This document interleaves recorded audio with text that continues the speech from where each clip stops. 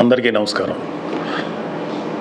జన సైనికులకి, వీర మహిళలకి, నాయకులకి, ముఖ్యంగా పిఠాపురం జన సైనికులకి, వీర మహిళలకి, అలాగే కూటమిలో ఉన్నటువంటి ప్రతి నాయకుడికి, ప్రతి కార్యకర్తకి నా ధన్యవాదాలు. ముఖ్యంగా ఇవాళ కూటమి విజయానికి చేరువలో ఉంది. వైసీపీ పరాజయం అంచుల్లో ఉంది.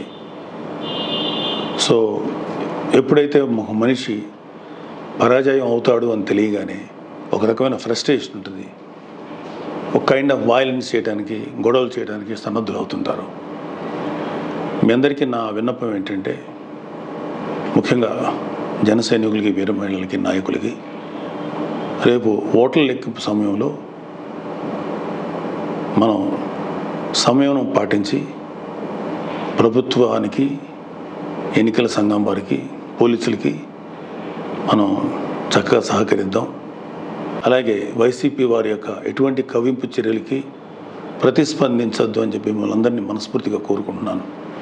ఎందుకంటే ఏమీ లేని నాకు ఎగిరెగిరి పడుతుంది, అన్నీ నాకు అడిమడిగా ఉంటుంది అన్నట్టు మనందరం సైలెంట్గానే ఉందాం.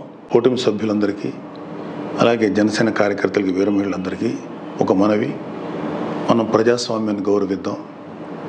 ప్రజాస్వామ్యానికి వ్యతిరేకంగా మనం ఏం చేయొద్దు. పోలీసులకి, ఎన్నికల సంఘానికి సంపూర్ణంగా సహకరిద్దాం.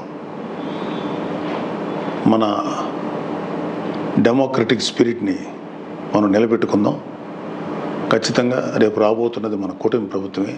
కాబట్టి ఓడిపోయే వాళ్ళు చేసేటువంటి కవ్వింపు చర్యలకి, వాళ్ళు చేసేటువంటి అల్లర్లకి మీరు ప్రతిస్పందించద్దు. Thank you very much. All the best. Please subscribe Pragna Media. Please like, share, subscribe to Pragna Media. Pragna Media, please do like, share and subscribe. Please subscribe to Pragna Media. Please like, share and comment if you like the video. Pragna Media.